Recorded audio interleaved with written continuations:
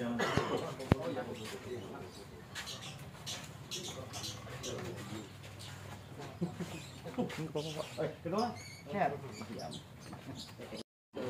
Wow.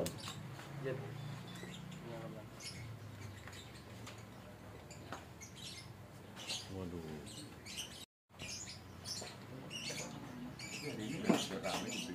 Udah. Ya.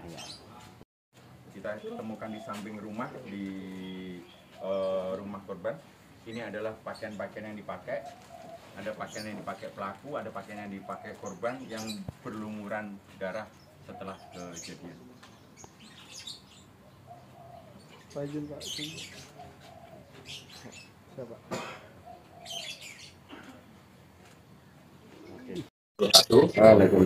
Pada kesempatan siang hari ini, saya selaku Kapolresta Palangkaraya akan menyampaikan rilis terkait kejadian pembunuhan yang terjadi di wilayah Palangkaraya, tepatnya di daerah Jalan Ganurangas, Kelurahan Bukit Tunggal, Kecamatan Jekanraya, Palangkaraya, yang terjadi pada tanggal 14 Mei 2024 sekira pukul 23.00.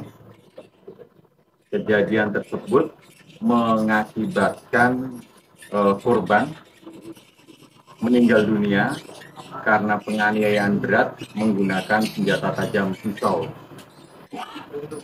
Jadi untuk korban atas nama STN, ini perempuan, umurnya sekitar 35 tahun. Beliau adalah ustazah di salah satu pondok pesantren di wilayah Palangkaraya.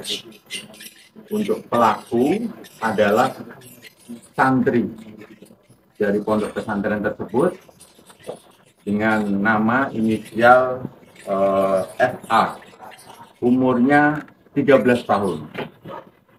Nah, kejadian ini sudah kita lakukan pemeriksaan, baik itu untuk pelaku, kemudian juga saksi-saksi, ada ustadz, ada ustazah yang melihat pertama kali, kemudian juga yang membantu korban membawa ke rumah sakit Betang, dan juga korban yang pertama kali ikut mengamankan pelaku. Dari kejadian ini, untuk motifnya setelah kita lakukan pemeriksaan, jadi pelaku ini adalah santri di sana dan memang beberapa kali melakukan pelanggaran. Pada saat bulan Desember 2023, santri ini melakukan pelanggaran, kemudian mendapatkan hukuman dari korban, dilakukan tindakan dijemur.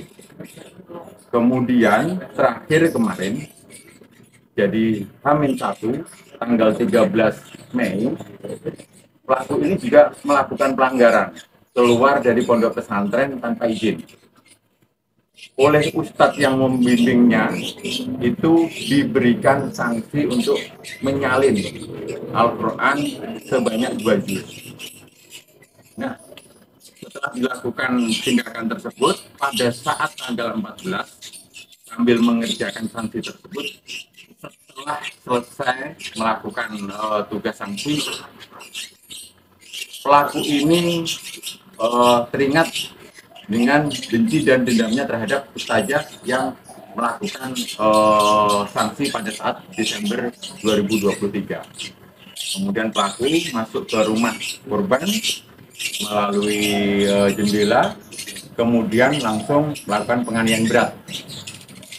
Beberapa luka di tubuh korban, ada luka di wajah, ada luka di leher, ada luka di dada, kemudian ada sekitar di lengan kanan dan lengan kiri.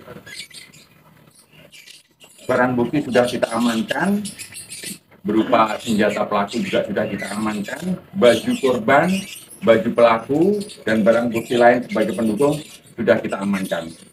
Kemudian untuk pelaku, kita persangkakan pasal yang pertama, pasal 338. tentang pembunuhan dengan ancaman pidananya 15 tahun. Kemudian juga kita lapisi dengan pasal 351 ayat 3, penganiayaan berat yang ancaman hukumannya adalah 7 tahun. Tetapi di samping itu juga kita juga tetap mengikuti aturan sesuai dengan Undang-Undang Nomor 11 Tahun 2012 tentang sistem peradilan anak. Untuk anak yang bisa dilakukan penahanan minimal umur 14 tahun, yang bersangkutan masih umur 13 tahun. Jadi ini kita lakukan penahanan, tetapi kita tetap kenakan wajib lapor dan proses penyidikan sedang berjalan. Dari pemeriksaan pada saat kemarin didampingi oleh Bapak, pelaku menceritakan seperti itu. Jadi yang membuat benci dan dendam itu pelanggaran pada saat bulan Desember tahun 2023, di mana Ustazah ini karena santri ini melakukan pelanggaran diberikan hukuman di Timur tersebut. Pak, pada saat korban dianiaya yang tewas itu korban sendirian di rumah, Pak? Ada anak-anaknya, tapi anak-anaknya kan masih kecil. Anaknya itu ada 4, umur 9 tahun, 5 tahun, 3 tahun, dan 45 hari. Kalau suaminya, Pak? Suaminya sementara ada di Madura. Oh. Kemarin setelah kejadian, paginya suaminya langsung terbang ke Palangkaraya, dan kemarin siang untuk almarhumah sesuai dengan kesepakatan pondok pesantren dan keluarga langsung dikebumikan di pemakaman umum Islam di PAL 12. Pak, untuk anaknya Pak yang pelaku Pak, apakah ada diperiksa secara psikologisnya Pak? Sudah. Jadi memang sudah sesuai SOP kita, rekan-rekan. Kejadian-kejadian yang fatal seperti ini, pelaku langsung kita lakukan pemeriksaan psikologi. Kita sudah bekerja sama dengan Bapak dan juga psikologi dari Krimum Polda Kalimantan Tengah untuk mendampingi pelaku apakah ada mungkin indikasi lain atau mungkin ada sebab-sebab khusus lain yang bisa menyebabkan terjadinya peristiwa pidana tersebut. Tetapi sampai saat ini secara kejiwaan normal, dan memang keterangan dari pelaku yang menjadi penyebab dari kejadian tersebut adalah rasa benci dan dendam dengan kejadian di bulan Desember tahun 2023. Senjata yang digunakan, Pak? Senjata yang digunakan pisau, Mas. Pisau apa, Pak? Pisau apa, Pak? Ya? Dari mana, Pak? Dari rumah di korban. Kemudian luka itu luka sayatan apa luka tusukan? Luka tusukan. Yang Berapa banyak kali, luka Mas? tusukan, Ada berapa luka nih? ada beberapa kali, lebih dari 5 kali. Pak, kalau berdasarkan pemeriksaan Ustadz atau Ustazah lainnya, Pak, perilaku anak tuh dikenal seperti apa sih, Pak? Apakah pernah ada pelanggaran yang fatal juga terhadap temannya atau terhadap orang lain? Yang sudah kita dapatkan keterangan pelanggaran 2 kali tersebut. Jadi bulan Desember sama kemarin. Kita masih fokus terhadap kejadian. Tapi untuk kejiwaan dan mungkin pelanggaran-pelanggaran yang lain, kita masih dalam proses penyidikan dan pendalaman. Sebelumnya kejadian serupa misalnya kayak kekerasan seperti apa terjadi tuh, Pak, di pondok pesantren itu, Pak?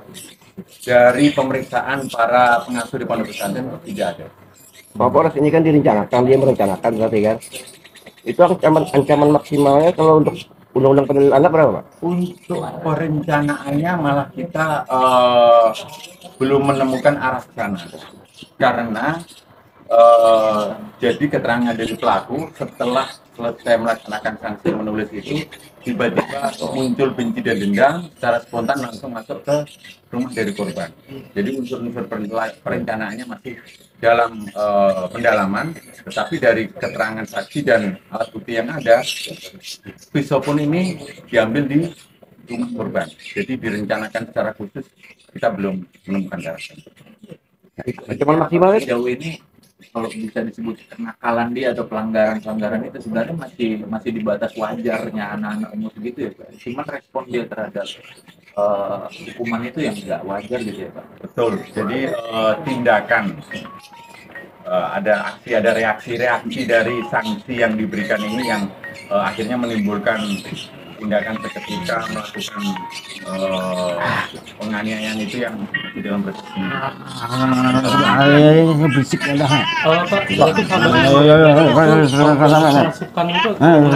Sampai saat ini belum ada keterangan yang mengarah ke arah sana. Keterangan dari pelaku didampingi oleh Bapak dan psikolog memberikan keterangan seperti itu. Jadi ada latar belakang hingga muncul benci dan dendam seperti itu.